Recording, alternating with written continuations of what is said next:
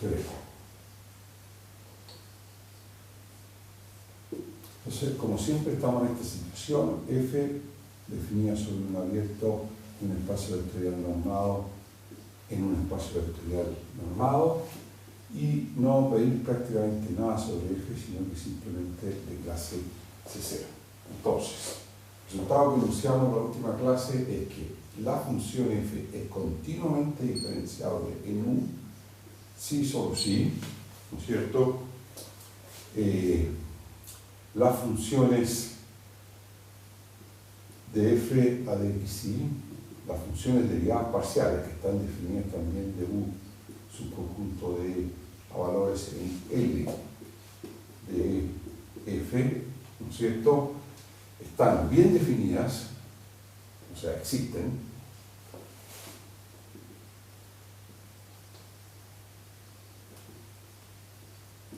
en U, bueno, y lo importante es que son continuas.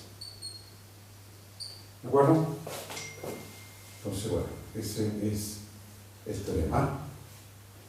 ¿Algún comentario sobre este teorema? Entonces me dice.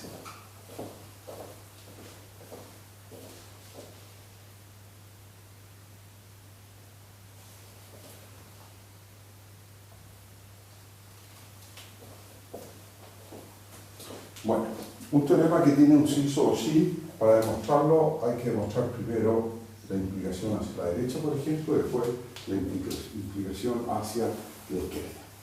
Entonces, lo que vamos a mostrar hacia la derecha es que si f es continuamente diferenciable, entonces las derivadas son continuas. Ahora, uno aquí puede desglosar en realidad con más fineza en la implicación hacia la derecha. Si f es Frechet diferenciable, o sea, no necesariamente con derivada continua, entonces las derivadas parciales están bien definidas, ¿de acuerdo? Entonces comencemos usando eso y después usemos que si la derivada es continua, entonces las derivadas parciales también lo son, ¿de acuerdo? De modo que podemos desglosar eso en dos resultados intermedios, si ustedes quieren. Entonces, cuando si f es diferenciable, Frechet, digamos, en U, entonces, para todo punto, llamémoslo A en U, ¿cómo se define la derivada parcial? Para definir la derivada parcial, o sea, la función de f de xi en el punto A, ¿qué es lo que uno hace? Uno mira la función, miremos f a lo largo de qué dirección, o a lo largo de los puntos, ¿de qué forma? Esos puntos son de esta forma, o sea, uno fija n-1 variables, ¿no es cierto?, en el valor que tiene el punto A, y hace variar única y exclusivamente la décima componente. ¿De acuerdo? ¿Se acordaban de eso o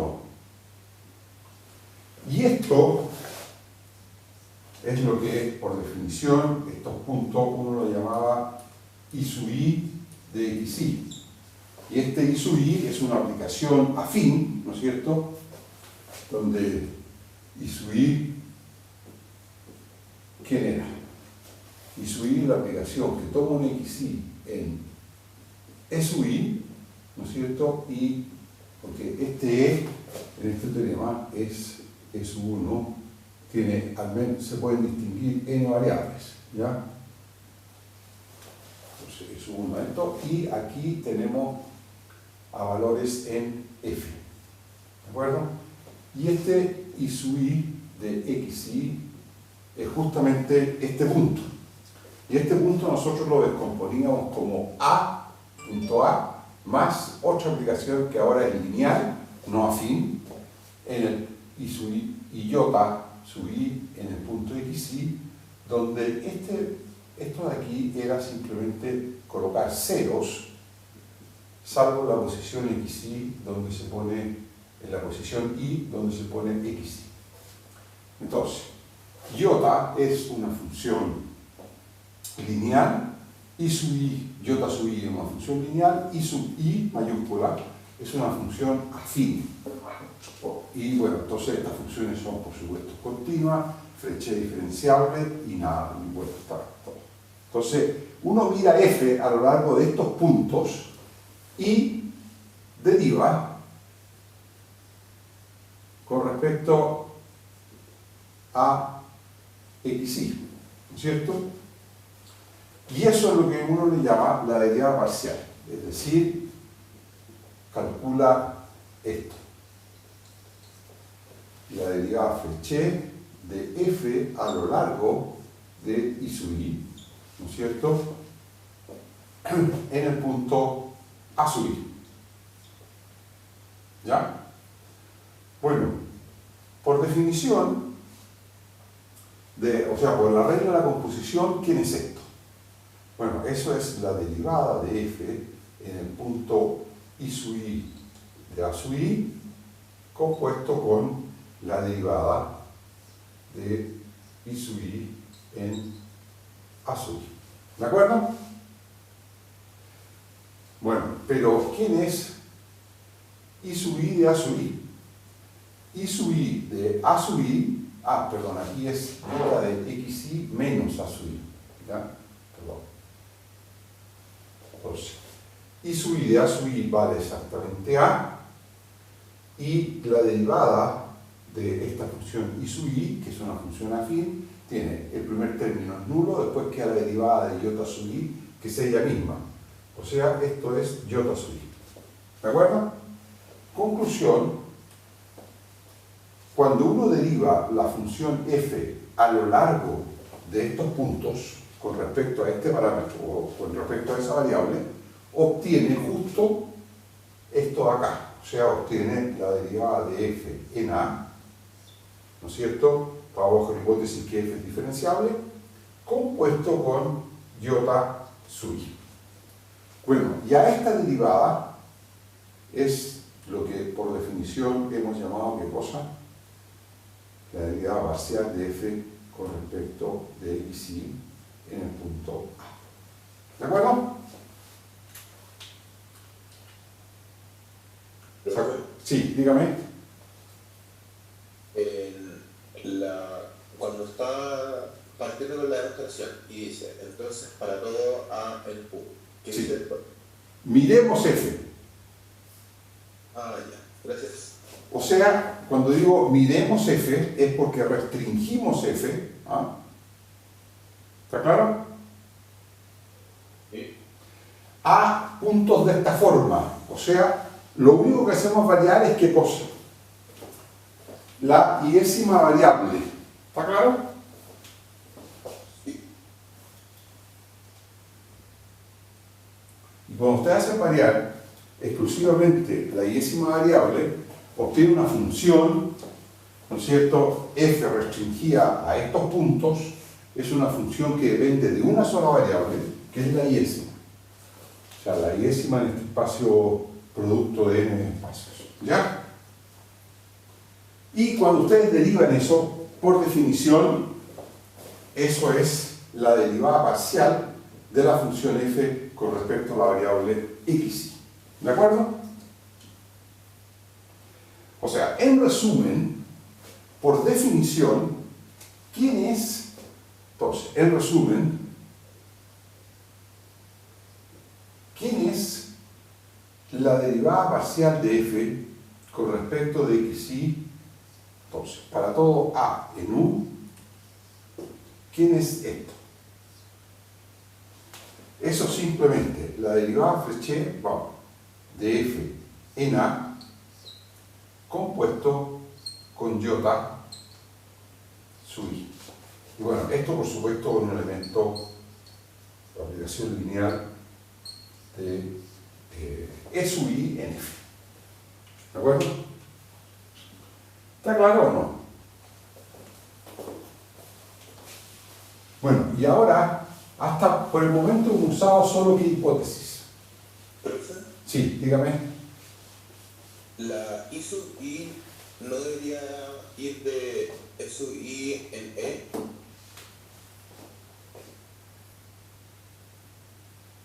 En vez de en F. Por supuesto. Estoy diciendo. Claro, por supuesto. En E, sí. En E. ¿Ya? Sí, en E. Bueno, hasta aquí, ¿qué hipótesis solamente hemos usado? Ustedes me dicen.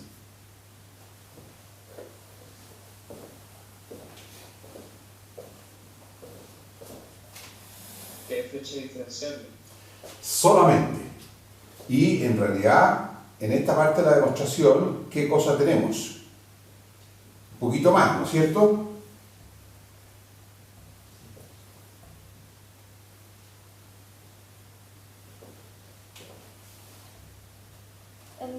O sea, podemos decir que es continua la derivada parcial. Exactamente. Ahora, la pregunta es, ¿cómo usamos que si la función f de clase C1, o sea, la función, entonces, usemos ahora que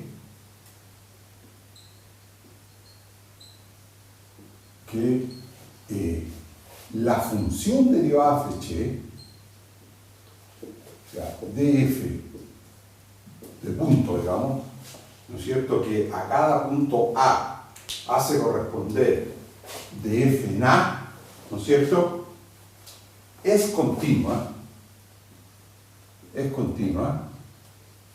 para probar ¿qué cosa?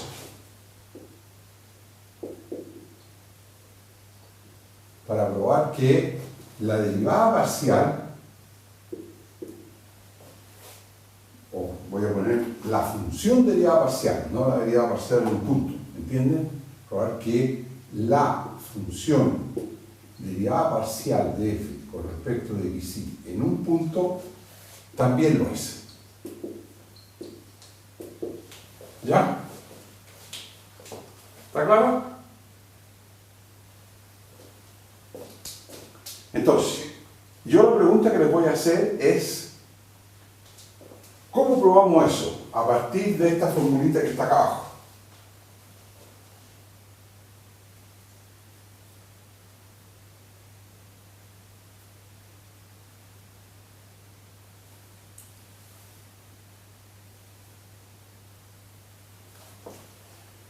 ¿Me entienden lo que estoy preguntando o no? ¿Está claro? ¿La consulta?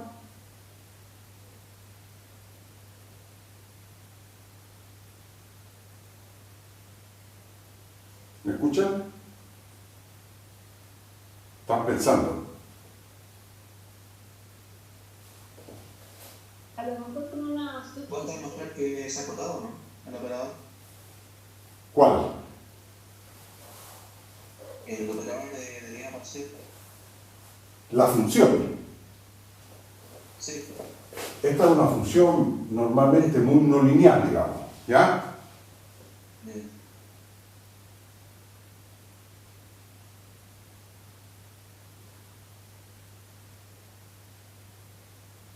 ¿Y si se usa la continuidad de la composición? Bueno, esa es la idea, exactamente. Pregunta. Esta formulita que está aquí, que es cuando lo evaluamos en A, hace pensar, o sea, o prueba, si ustedes quieren, que la derivada parcial es una composición. ¿Está claro?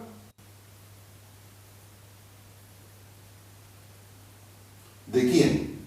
De la función derivada de f con qué función. Entonces, aquí vamos a decir, de esto le vamos a llamar asterisco. ¿Están de acuerdo? Entonces, de asterisco sigue que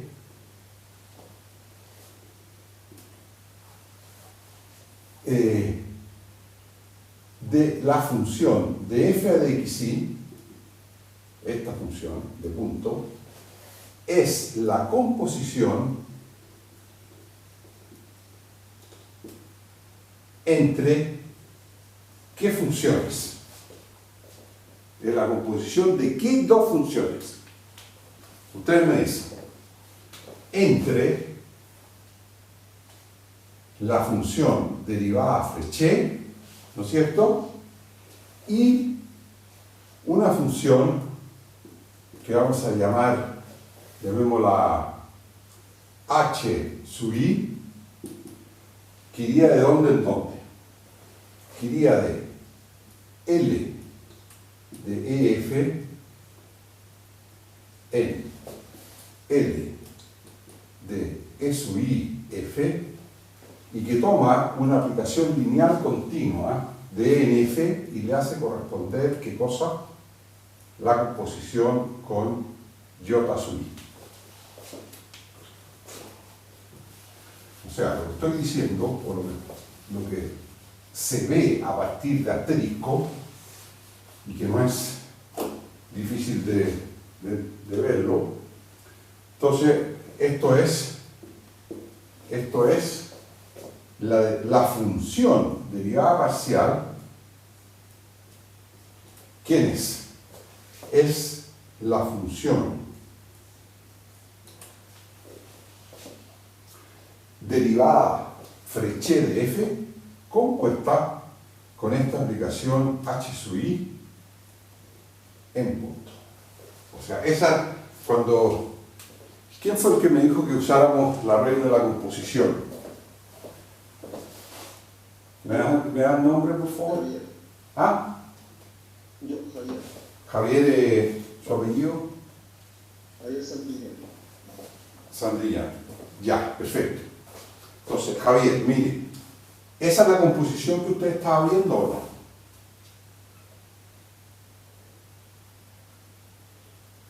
Sí, esa. Esa, perfecto. ¿Todas la ven bien o no? Porque este es el punto clave del asunto. ¿Por qué? Entonces, es claro, o más o menos evidente, que h sub i es lineal. Bueno, esta función va de este espacio en este, o sea, son espacios de funciones lineales, o sea, está en L gótico de este L, punto y coma, este otro L. ¿Están de acuerdo? Entonces, h sub i es lineal, continua, y más aún, ustedes hagan un calculito y se van a dar cuenta que la norma de esta función h sub i como aplicación lineal es menor o igual que 1. ¿Ya? Es muy fácil de hacer, usando la definición de lo que es la norma de una aplicación lineal de un espacio de vectorial normado en otro espacio vectorial normado.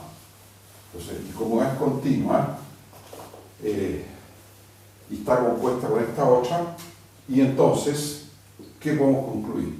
Y entonces, como df también lo es, se concluye, ¿qué concluimos? Que la función derivada parcial es continua. A ver, ¿está clara la demostración?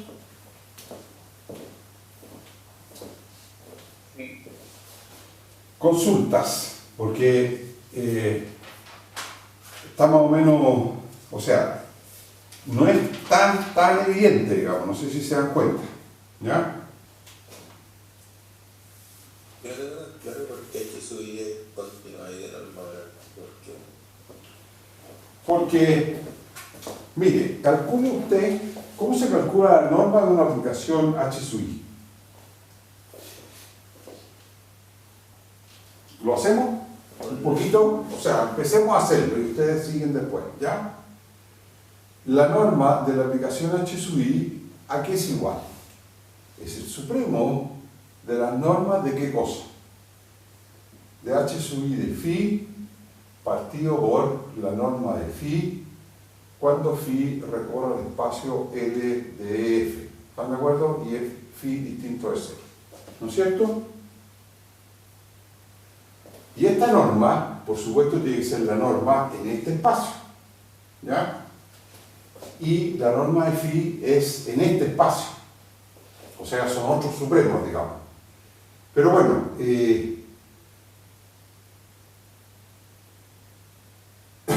el h sub i de phi lo único que hace es componer con esta función iota sub i.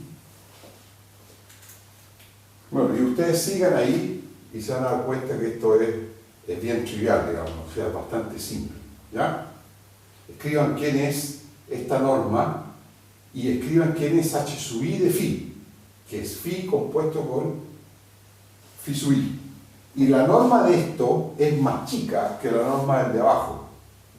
Entonces todo el cociente tiene norma menor o igual que 1. ¿Está claro? O más o menos claro, digamos. ¿Ven cómo seguir en la demostración? ¿Ah? Sí. Gracias. Bueno, entonces ahora, demostración inversa. ¿Ya? ¿Qué significa demostrar este resultado de la derecha a la izquierda? Significa probar que si las funciones derivadas parciales son continuas, ¿no es cierto? O sea, si estas funciones para cada i son continuas, entonces la función f es de clase C1. Bueno, vamos a separar la demostración en dos pasos para entender bien cómo se gesta el hecho que f es de clase C1. Entonces, separemos la demostración en dos pasos. El primer paso consiste en probar que si f es diferenciable, entonces la derivada es continua. Entonces, primer paso, supongamos f Frechet diferenciable en u y probemos ¿qué cosa? Que df, la función derivada, es continua. Y el segundo paso, ¿cuál será? Probar que f es Frechet diferenciable. ¿Está claro? Bueno, y cada uno de estos pasos bajo la hipótesis que las derivadas son continuas. Bueno, en realidad en el primer paso vamos a usar que las derivadas son continuas. En el segundo paso solo necesitamos, me parece, sí, vamos a necesitar la continuidad también. Y en el segundo paso también usamos que existen las derivadas parciales y que son continuas. Entonces, primer paso. Muy importante, estamos bajo la hipótesis que f es Frechet diferenciable. Entonces, f es Frechet diferenciable en u. ¿Ya? Entonces aquí el truquito es más o menos usar lo mismo que hicimos en la demostración hacia la derecha. Entonces f es Frechet diferenciable en u. Entonces sea un punto en u, en principio fijo. ¿Ya? Entonces usemos el viejito truco. ¿Se acuerdan ustedes que lo usamos más de una vez? Entonces sabemos que, ¿se acuerdan del truquito que usamos para demostrar que la derivada Frechet es gradiente punto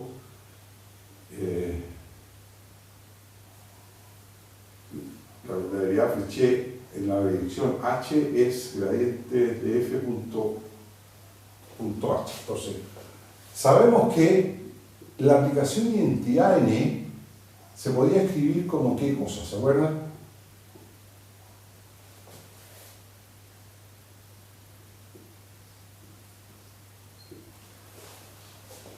como esa suma, ¿ah? Donde P sub I es la iésima proyección, o sea, va de E en E sub I y toma un punto X y le hace corresponder XI, iésima proyección. ¿Se acuerdan de esa? Sí, claro. Ahora, eso es así, ¿cierto? ¿Ya? Ese truquito, ¿ya? Porque luego, ¿qué podemos decir? Podemos decir que la derivada Frechet en A, ¿no es cierto?, que es un elemento de L de E a valores en F, es igual a la suma desde I igual 1 a N. Este operador lineal lo podemos intercambiar con la suma y aquí lo podemos colocar de esta forma. J sub I, ¿no es cierto? Y todo esto compuesto con P sub I. ¿Les gusta esa forma de escribirlo? Eso lo hicimos en algún momento, ¿se acuerdan? Ustedes me dicen, ¿se acuerdan? ¿No es cierto? Pero aquí, ¿a quién vemos aparecer, jóvenes? ¿Quién es eso? La derivada parcial. Exactamente. Muy bien. Derivada parcial en el punto A. ¿De acuerdo? Por supuesto, esto es un elemento de L de E sub I a valores en F. Y lo componemos con P sub I y el resultado final es una aplicación lineal de N. O sea, esto es suma de I igual 1 a N de F a dxi en A compuesto con P sub I. Bueno, esta es una reescritura del hecho de que la derivada Frechet en A, si ustedes aplican esto a un punto H, o sea, esto no lo necesitamos, pero lo voy a escribir. Si ustedes se lo aplican en H, sería aplicar H, o sea, a esta suma aplicarle H. Entonces sería la suma desde I igual 1 a N de la derivada parcial de F con respecto de XI en A. Bueno, y si ustedes aplican P sub I a H, obtienen aquí H sub I. ¿Y esta formulita quién es? Es lo que estamos llamando gradiente F punto H. Gradiente F en A. ¿Ya? O sea, esto de aquí es una reescritura de esto que uno lo tiene bien integrado en la mente desde los cursos de cálculo en varias variables. ¿Están de acuerdo? De que la derivada Frechet, la dirección H, o la diferencial, la derivada de la dirección H es gradiente punto H. ¿Ya? Bueno, pero voy a borrar esto porque no lo necesitamos. Era para decir que esto no es más que una reescritura de un emblema que uno tiene en la cabeza respecto a quién es esta derivada. ¿Ya? Bien, pero ¿cómo aprovechamos ahora? Entonces, la pregunta es, ¿cómo aprovechamos para probar de que, ¿no es cierto?, esta función de f de A? Entonces ahora usemos esta identidad para probar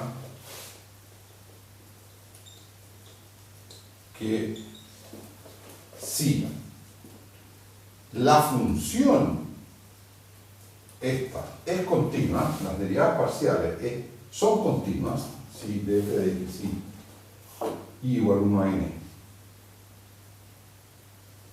son continuas, entonces df de punto lo es. ¿De acuerdo? Entonces, bueno, Javier, me imagino que ya está viendo qué cosa. Que hay que usar, ¿qué? Triangular. ¿Ah? Triangular. ¿Desigualdad triangular, dice usted? Podría ser que no encuentro por una cosa. A ver, como aquí estamos trabajando con cosas no lineales, ¿no es cierto? Porque esta función es no lineal y la función derivada Frechet también, la función es no lineal, como función del punto, ¿ya? Ahora, cuando usted evalúa en el punto, es lineal. Estoy 100% de acuerdo con usted. Y ahí podría tratar de hacer estimaciones. Pero cuando estamos trabajando con cosas no lineales, ahí cuál es el único resultado o el único teorema, la única herramienta que tenemos para probar la continuidad. Lo dijo Javier hace un rato. ¿Ah? Que la suma y composición de continuo es continua. Muy bien, Javier, se pasó. Exactamente. Ahora, la pregunta es, entonces lo es. Entonces, usemos esta identidad. En efecto, ¿cómo la vamos a usar? Como dice Javier, efecto, de aquí sigue que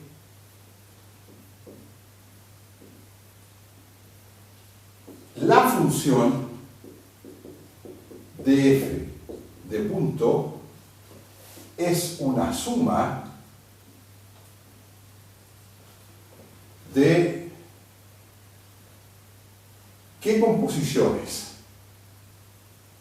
La composición de quién? De la función de f a de xy con algo que vamos a llamar ahora j o iota, no sé si está muy bonita esta iota, sub i, que sería ¿qué función? Sería la función que va de L de E sub i, f en L de E, f y que toma una función phi y le hace corresponder phi compuesto por P sub i. ¿Les gusta eso o no?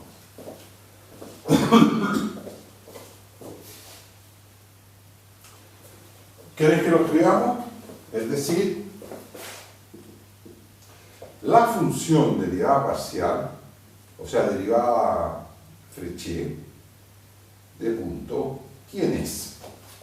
Es la suma desde i igual 1 hasta n, ¿de qué cosas? De iota sub i compuesto con df a de xy con la función derivada parcial en punto. ¿Ya?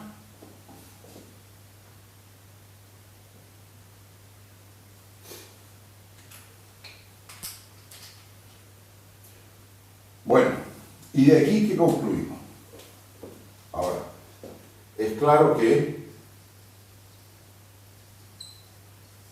iota sub i es continua, porque es lineal, continua y lineal. Luego, si las funciones de f de xy son continuas, de f también lo es.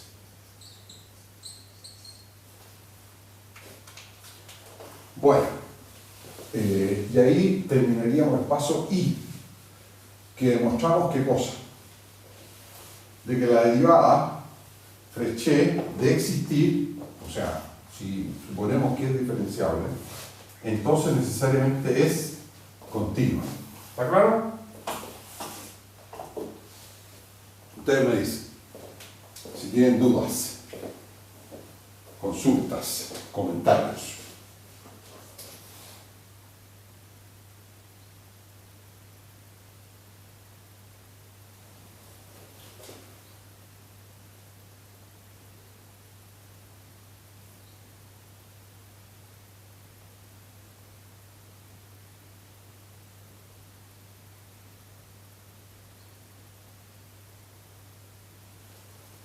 ¿Consultas, dudas, comentarios? Ya. Bueno, ahora, dosis, segundo paso. Vamos a probar qué cosas tenemos que probar. Entonces, ahora hay que probar que f es diferenciable. Entonces probemos, CA en U fijo y probemos que f es Frechet diferenciable en A. ¿Ya? Frechet diferenciable en A.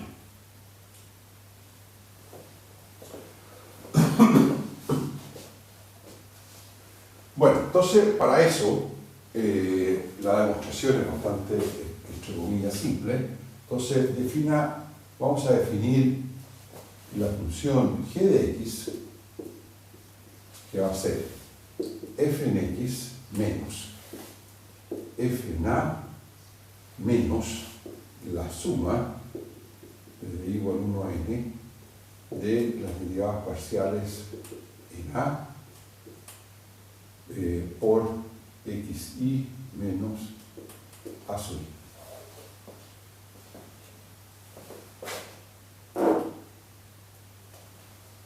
¿Ya? Y probemos que, pues se defina esto, y probemos que, ¿qué vamos a probar? Que la norma de g de x es un O pequeña de la norma de x menos a. A ver, si demostráramos eso, pregunta, ¿qué estamos probando? ¿Qué estaríamos demostrando?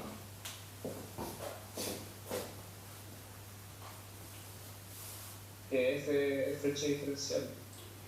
Muy bien.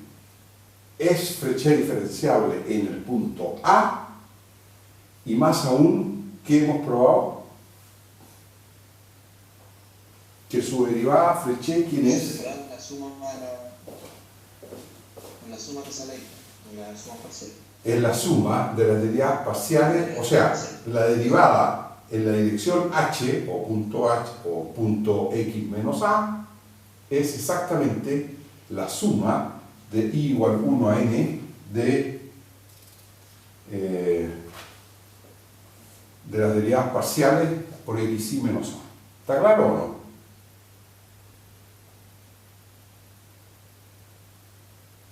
Sí, sí. Bien, entonces eso es lo que vamos a probar. En efecto,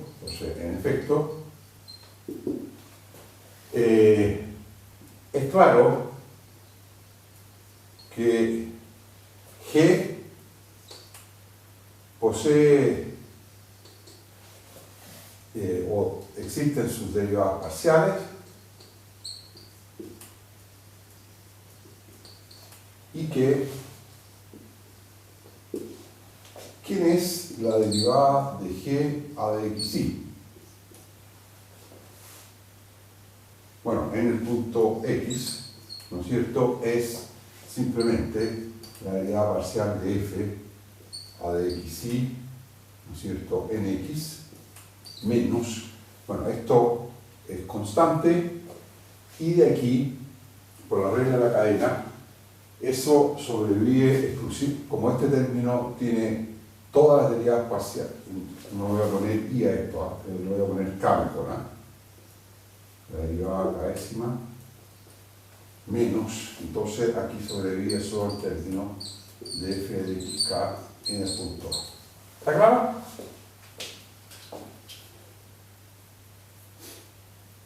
¿Ya? Bueno, porque esto de aquí es una función lineal en x. ¿De acuerdo? Porque esto es un operador fijo que es de f de xy en A, es una aplicación lineal de sub i en f, y esto es x menos a, o sea, o es xy menos a. De modo que para todo i distinto de k, la derivada de eso con respecto de xk es 0, sobrevive solo la derivada de ese término con respecto a xk, y esa derivada vale, vale 1 en realidad, ¿no es cierto? Y por tanto ahí sobrevive, como es una aplicación lineal, su derivada es ella misma, ¿no es cierto? O sea, es esta función que está ahí. ¿Ya? Ahí debes usar la otra implicancia, ¿no? Sí, ahora vamos a usar la otra hipótesis que tenemos. Aquí vamos a necesitar que esta función es continua. O sea, nosotros queremos demostrar de que g es un o pequeña de x menos a. Y lo que nosotros sabemos es que esta función, las derivadas parciales de g con respecto de xk, son casi cero. ¿Por qué razón son casi cero? Si es que x está cerca de a. Porque la función derivada, entonces, como de f a de xk como función es continua, para todo epsilon mayor que 0 existe un r, que por supuesto depende de epsilon, estrictamente positivo, tal que cada vez que uno toma un x en la bola de centro a y radio r epsilon, ¿qué pasa con esta diferencia? Esa diferencia tiene norma chica, menor que epsilon, por continuidad. Entonces la norma de g a de xk en el punto x como aplicación lineal, ¿no es cierto?, es menor o igual que epsilon. ¿Ya? Bueno, pero esto es ahí, cuando estamos cerca de a. Y eso es por la continuidad, es continua en a. ¿Ya? ¿Todos de acuerdo? Ustedes me dicen. ¿Ya? Bueno, y entonces, ahora vamos a usar el teorema del valor medio. Entonces, gracias al teorema del valor medio, en el caso convexo, o sea, lo vamos a usar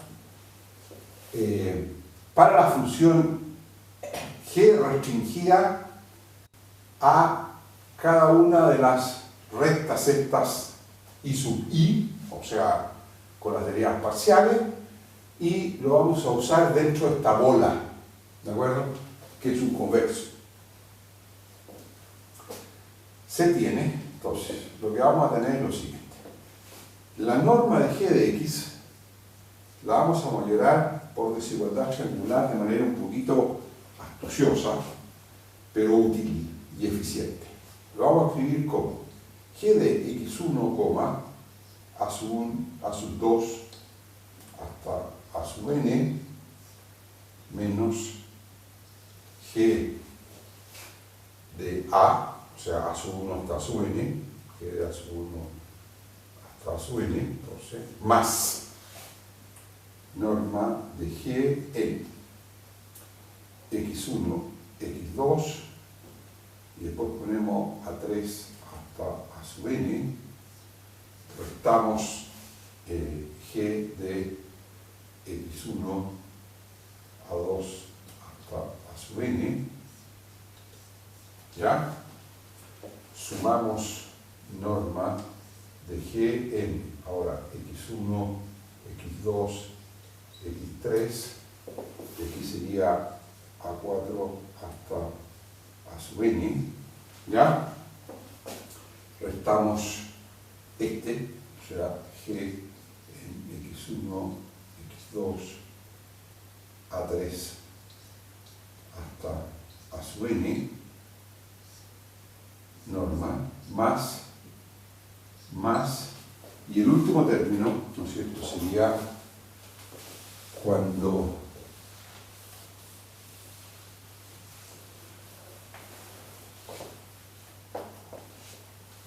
más, y el último término sería GE, x1, x2 hasta xn-1 a sub n menos g en todos los x, o sea, en x, digamos. Y sería g de x. ¿Ya? ¿Les gusta esta desigualdad triangular? Un poquito exagerada, pero sirve bien para el propósito, porque lo que nosotros tenemos es que queremos aplicar el teorema del valor medio usando que estas derivadas parciales dentro de esta bola, que es un convexo, están todas acotadas por epsilon. Entonces, teorema del valor medio, cuando dice que estas derivadas parciales significa que la derivada Frechet de la función g compuesta con la función I mayúscula sub k está acotada por epsilon. Y a esa función le vamos a aplicar el teorema del valor medio en cada una de estas normas. Porque esto es, en el fondo, ¿qué cosa? Esto es la suma desde k igual 1 hasta n de la norma de g en el punto x1 hasta xk menos 1, xk, después a sub k más 1, hasta a sub n, menos los g en x1 hasta xk menos 1, a sub k hasta a sub n. ¿Ya? Entonces, ¿qué dice el teorema del valor medio para este término? Entonces, gracias teorema valor medio, caso convexo. Y está aplicada a la función g compuesta con I sub k. O sea, teorema del valor medio aplicado a g compuesta con I sub k. ¿De acuerdo? O sea, cuando, I sub k, cuando uno deja fijo los primeros k menos 1 y hace variar solo s en la componente k-ísima, la variable i, los otros están todos fijos. Y entonces dice que eso es menor o igual que la norma de la derivada parcial, que está acotada por epsilon, ¿no es cierto? O sea, es la norma de la derivada parcial, porque es la derivada de esta composición, veces la norma de xk menos a sub k, en el espacio E sub k, por supuesto. ¿Está claro?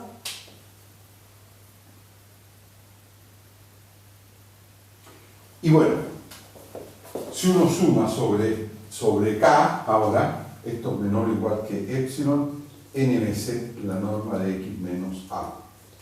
Porque cada uno de estos uno lo mayora por epsilon norma de x menos a. ¿Ya? Bueno, es decir, la norma de g de x es menor o igual, entonces al final, que epsilon n norma, voy a poner esto así, ¿no? Voy a poner mejor ya dividiendo, o sea, la norma de g de x partido por la norma de x menos a es menor o igual que epsilon. ¿Ya? Bueno, y eso es válido para todo x en la bola de centro a y radio r epsilon. O sea, lo que hemos demostrado en definitiva es que para todo epsilon mayor que 0 se puede encontrar un radio r epsilon tal que para todo x en la bola esta norma de g partido por la norma de x menos a, ¿no es cierto?, es menor o igual que epsilon n. O sea, lo que demuestra es que lo que está al lado izquierdo tiene límite cuando la norma de x menos a tiende a 0, y ese límite ¿cuánto vale? Porque epsilon es arbitrario, vale Cero. Cero.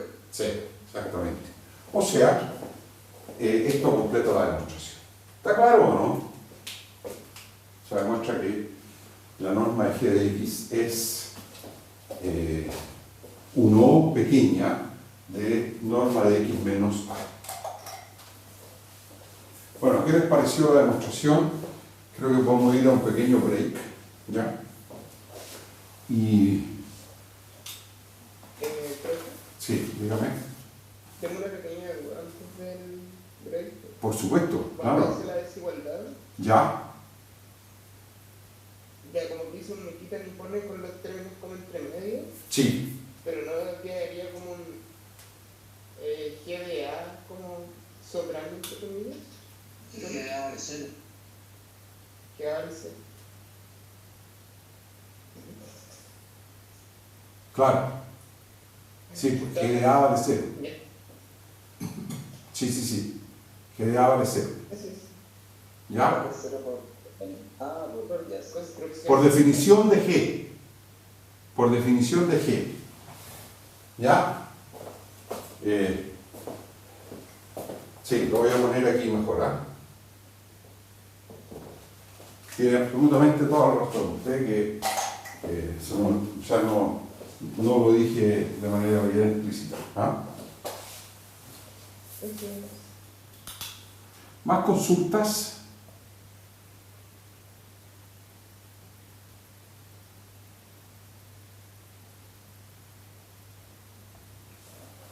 Yo me quedé pensando al inicio de la proposición o del teorema que con respecto a otro resultado que vimos, que si el coche diferencial implica que todas las derivadas parciales existen, y me quedé pensando harto rato qué pasaba esto ahora, y bueno, me di cuenta después de 5 minutos que ahora tenemos la hipótesis de continuidad sobre esto. Entonces, como que es como la hipótesis que faltaba para hacer la conversa. La hipótesis de continuidad sobre la derivada. Ah, pero estábamos pidiendo que esto fuera C0 de U. Entonces, creo que esa hipótesis no estaba, o me equivoco. Lo que pasa es que si usted está pidiendo, si usted tiene que f es Frechet diferenciable, entonces inmediatamente es C0. Ah, ok. Sí. ¿Está de acuerdo? Sí. Ah, ya, ahora, ya, sí, toda la razón. Toda función diferenciable es necesariamente continua. Sí. ¿Ya?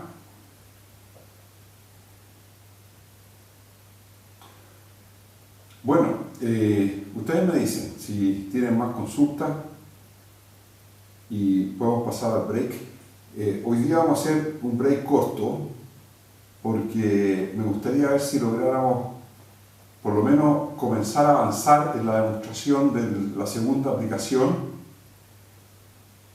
Y bueno, para eso necesito entonces que un poquito de tiempo, porque la segunda aplicación, entre comillas, un poquito más compleja que la que acabamos de ver, y me gustaría que hiciéramos una demostración, porque matemáticos nos entretenemos haciendo demostraciones, eso es lo que nos gusta.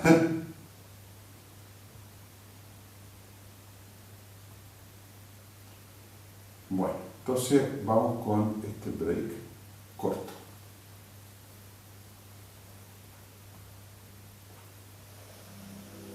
Una vez que estés en un lugar tranquilo, en una posición cómoda, cierra los ojos y céntrate en tu respiración, en el aire que inhalas y el aire que exhalas.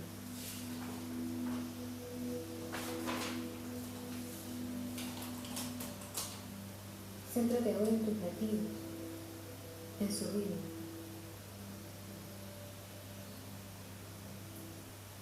Y una vez que estés más relajado o relajado, vas a elegir un color. Ese color va a ser una luz de energía, una luz vitalizadora, que se va a encender en tu cabeza al contar hasta 3. 1, 2, 3. Hay una luz que se encendió en tu cabeza y que empieza a expandirse y que empieza a bajar por el cuello. Va dejando su color y va soltando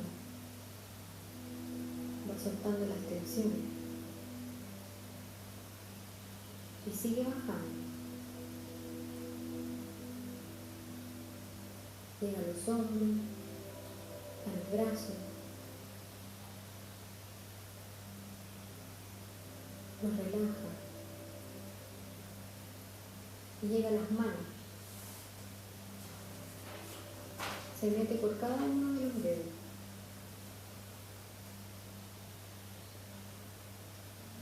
Y se empieza a revolver. Su color está en mis manos, en mis brazos, y empieza a irse al pecho, a la espalda. Y en la medida que recorre cada parte de mi cuerpo, me hace reconocerlo,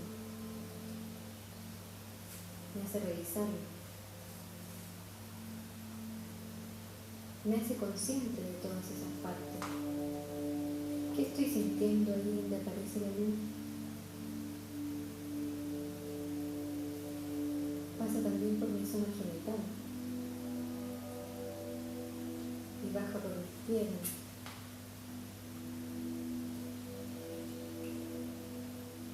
Esta luz es energía que va vitalizando mis músculos. Llega a mis dedos del pie, uno por uno.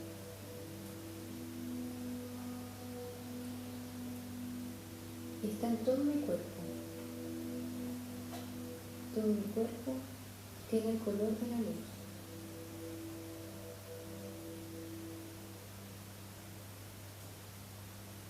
Vuelvo a centrarme en la respiración, en el aire que inhalo y que exhalo.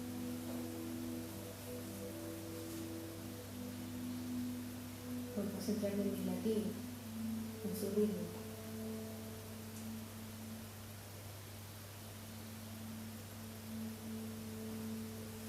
Y una vez que me sienta lista, abro los ojos.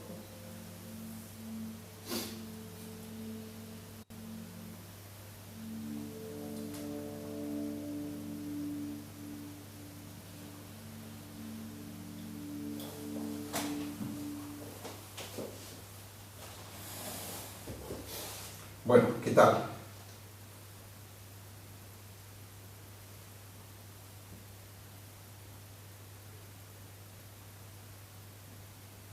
¿Se relajaron?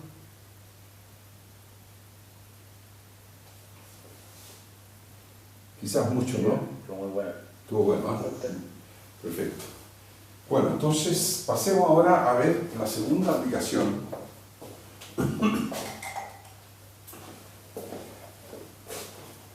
Que la vamos a ver en forma también de teorema.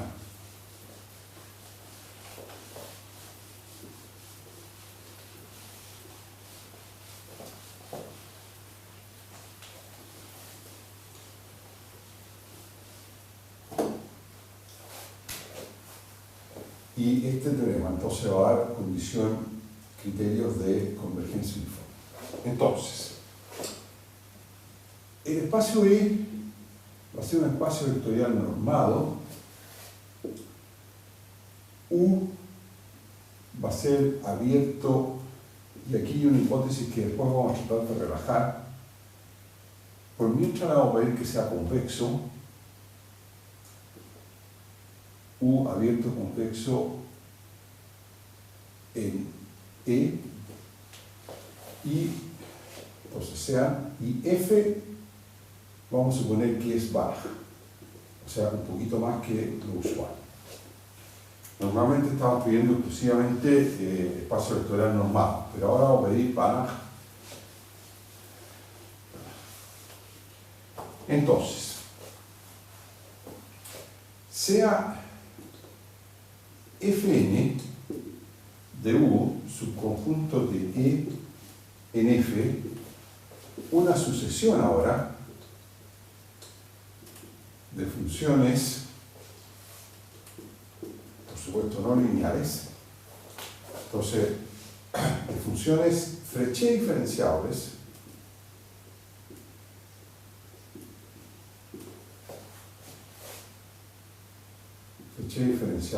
en U y tales que, entonces, aquí vienen los criterios suficientes para que la sucesión FN converja uniformemente en U. Entonces, lo primero es que haya convergencia puntual en al menos un punto. Entonces, existe A en U, tal que la sucesión Fn en A es convergente.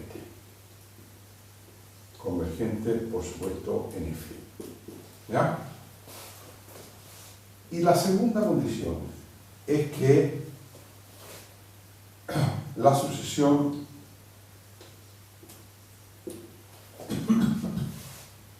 llamémosla dFn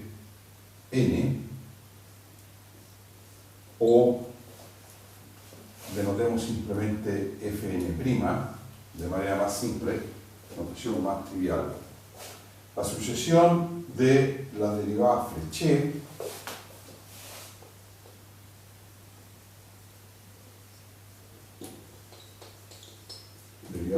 de F, funciones derivadas Frechet, entonces de las funciones derivadas Frechet de F,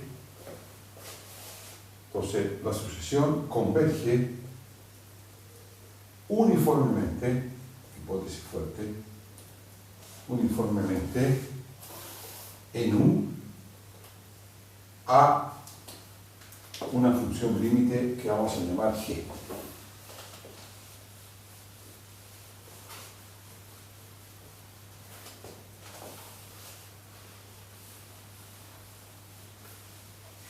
Entonces, a una función límite G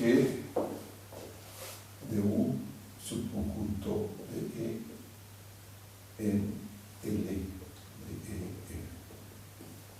¿De acuerdo?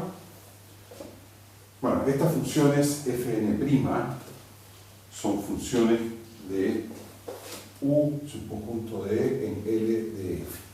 ¿De acuerdo? Entonces, pasan hartas cosas interesantes.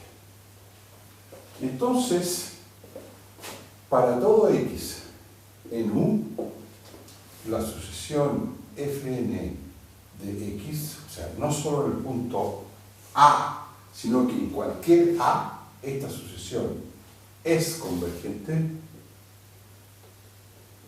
en F, y aquí vamos a necesitar que F sea espacio de Banach. Y entonces, punto y coma, denotemos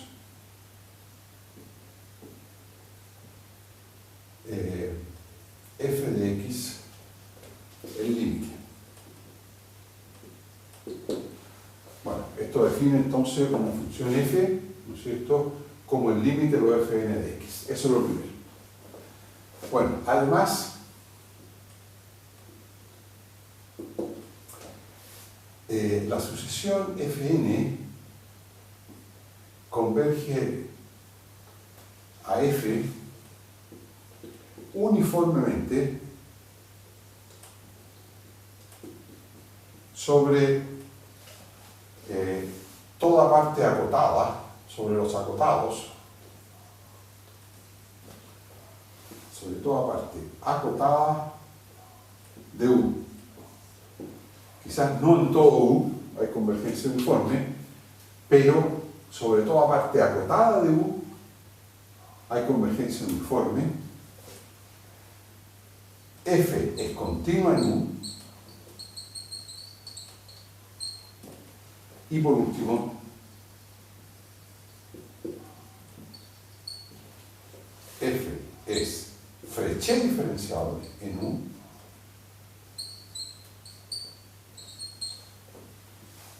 Y su derivada Frechet es igual a G. Ya, ¿qué les parece todo eso?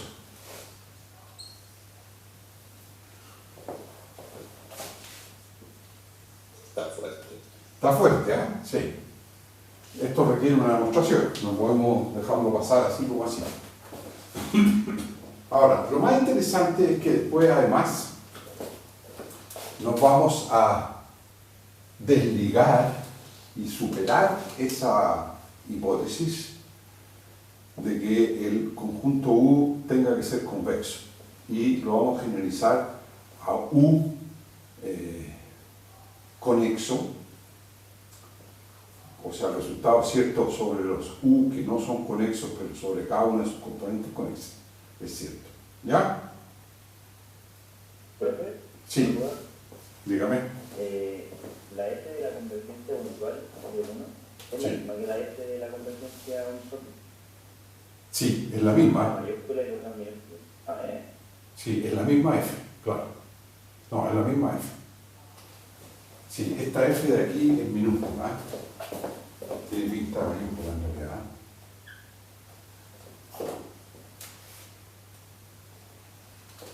¿Ahí está bien? ¿Mejor? Sí. Entonces, denotemos f de x límite. Además, la sucesión fn converge a f uniformemente, sobre todo a parte acotada de f es continua en u, y lo otro que es importante es que f es Frechet diferencial.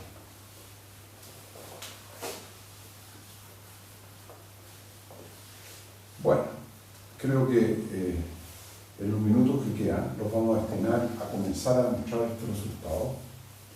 Si no alcanzamos, terminamos el lunes en los primeros minutitos. Quiero ver qué hora es. Sí, tenemos 15 minutos. Yo creo que...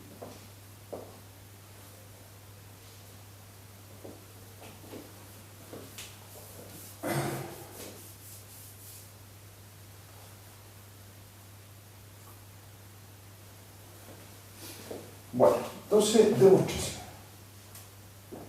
La demostración consiste en escribir una desigualdad que emerge trivialmente del teorema del valor medio caso convexo. Entonces, y a partir de ella vamos a deducir todo el resto. Entonces, gracias al teorema del valor medio caso convexo, caso U convexo, que es lo que podemos usar, se tiene que para todo par de enteros PQ, la siguiente desigualdad es cierta. La norma de FP en X menos FQ en A menos, abre paréntesis, perdón, FP en A menos FQ en X menos FQ en A, ¿no es cierto? Norma en F es menor o igual que la norma de X menos A supremo Y en U de la norma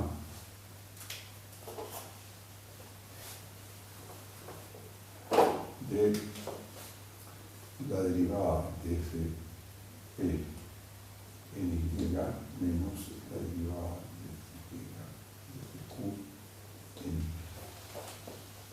Y. Esto con funciones lineales de NF. ¿Ya? Esta desigualdad va a ser bien crucial en todo lo que sigue, así que le vamos a poner un asterisco, le vamos a poner un marquito, ¿no? Cosa que cuando hagamos referencia a ella nos acordemos bien. ¿Ya?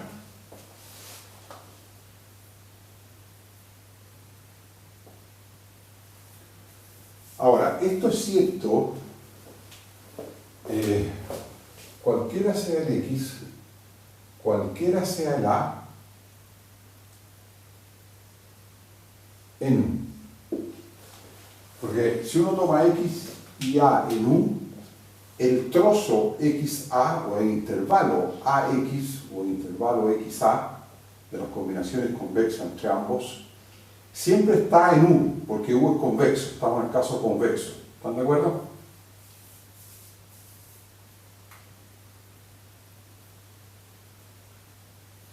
¿Por qué una combinación convexa es eso? No le... Para que sea válido el teorema del valor medio. Pero me refiero, o sea, entiendo que si fuera una combinación convexa estaría bien, pero no veo por qué es una combinación convexa. No, porque el teorema del valor medio es válido cualquiera par de puntos que uno tome dentro de A, o sea, dentro de U, y tal es que todo el intervalo entre A y B, que son las combinaciones convexas de puntos de A con los puntos en B, o sea, entre A y B, esté contenido en U, para poder escribir este teorema. Ya. ¿Está claro o no? Y ahora sí.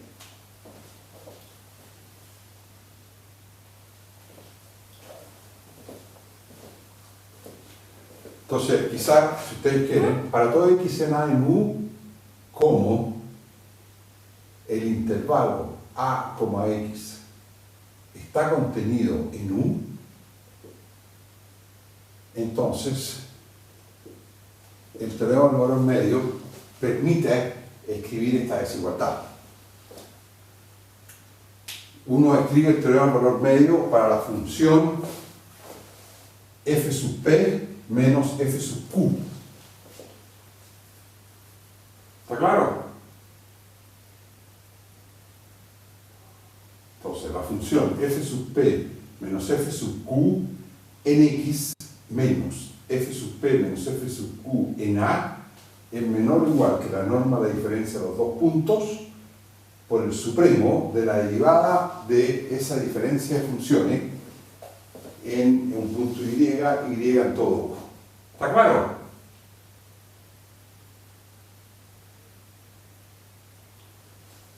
Es muy importante que esto esté claro.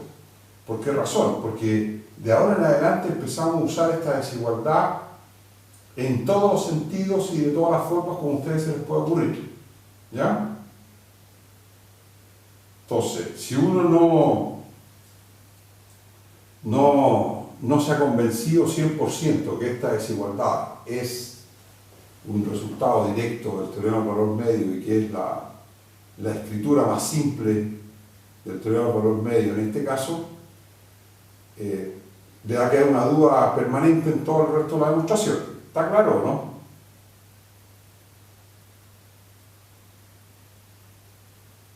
Sí. Ya. Bien, entonces no discutamos más este punto y comencemos a usar la desigualdad asterisco.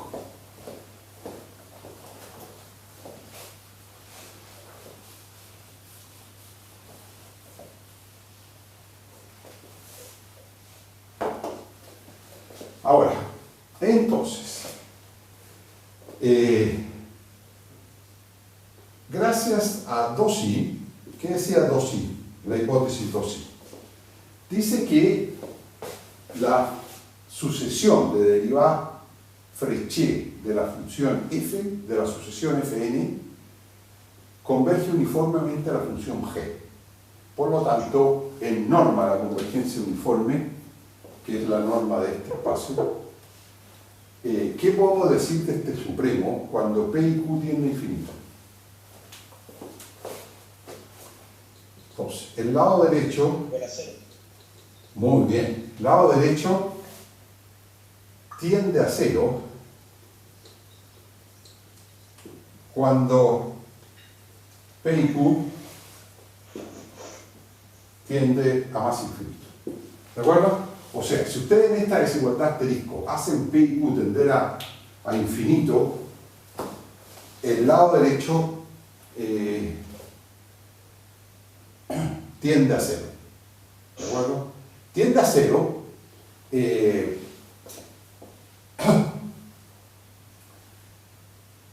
a cada X fijo. A cero cuando P y Q tienden a infinito. Además, bueno, tiende a cero el lado derecho a X fijo. Y por lo tanto, también tiende a cero de manera uniforme. Además, tiende uniformemente a cero, ¿no es cierto? Si X permanece, ¿qué cosa? Tiende uniformemente a cero en X, o sea, en la variable X, si X permanece en un acotado de U. ¿Está claro eso? Porque si X permanece en un acotado, X menos A está acotado por el diámetro del conjunto en el cual este permanece acotado menos A, y entonces esto sería menor o igual que una constante por este supremo, que cuando P y Q tiende a infinito, tiende a cero. ¿Está claro? Estamos explotando asterisco, sacándole el mayor beneficio posible. Bueno, sí, dígame. Consulta. Sí. En la hipótesis, cuando dijo que las derivadas convergen uniformemente, ¿se refiere que la norma del supremo de la derivada converge o la norma de operadores la que converge? Me perdí un poco. Claro, ¿qué significa? Eso es buena pregunta. ¿Qué significa que esta sucesión converja G uniformemente en U? ¿Ya?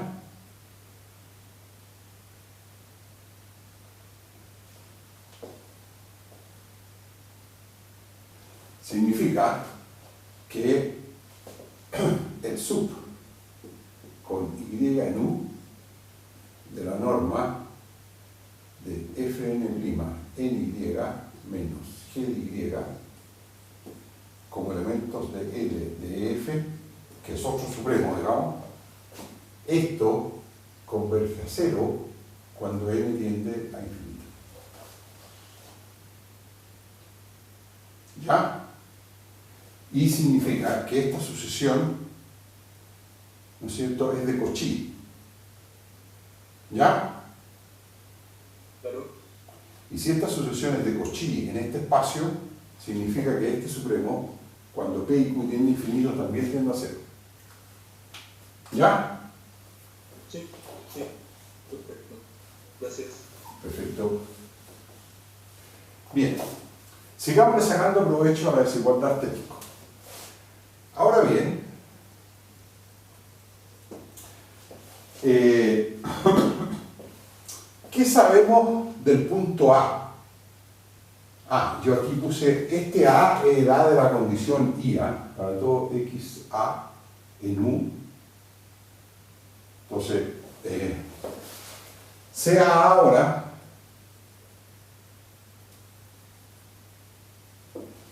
el A de la hipótesis I. ¿De acuerdo? ¿Ya? ¿Es donde era continua No, la teoría? perdón. Es donde Fn, la sucesión Fn de A, converge en F. La hipótesis I. ¿Se acuerdan? Ya. De que la sucesión Fn tenía un punto en el cual había convergencia puntual. Es decir, A es el punto en que Fn de A converge. ¿De acuerdo? ¿Ya? Entonces, gracias a asterisco,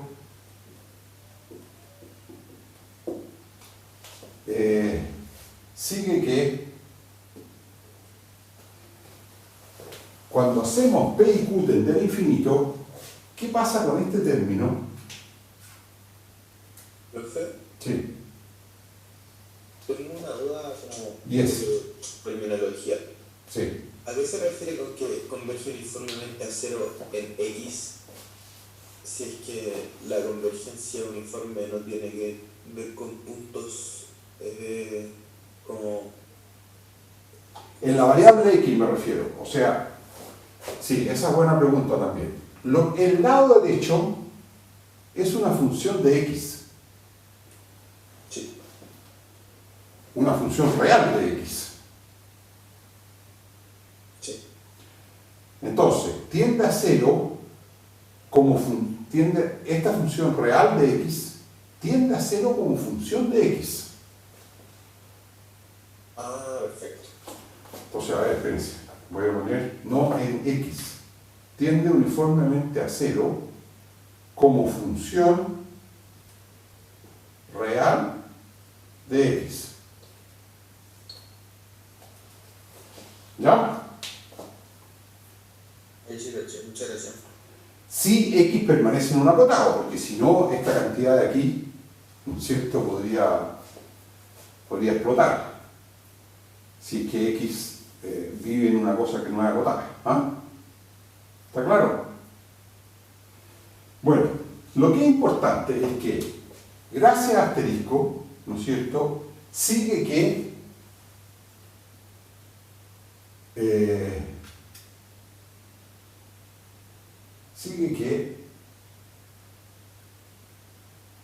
cuando P y Q tienden a infinito,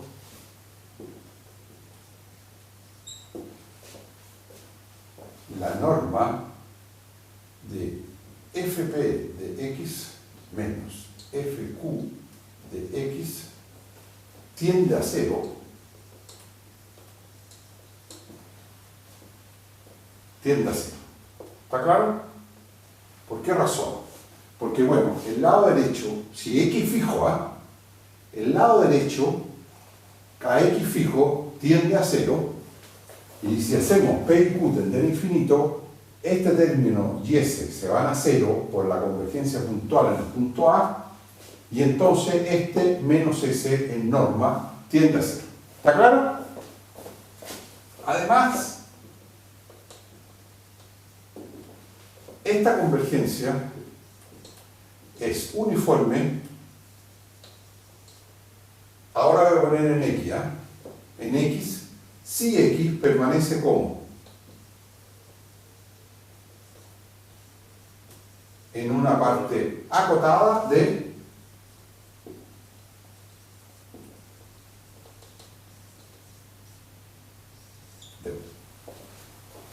no quiero pasar de aquí. Son aquí. Bueno, eso demuestra ya que la sucesión Fn converge uniformemente a F en las partes acotadas de U. ¿De acuerdo? Que es lo primero que había que demostrar, o de las primeras cosas. Bueno, y hay convergencia puntual en todo punto X, digamos.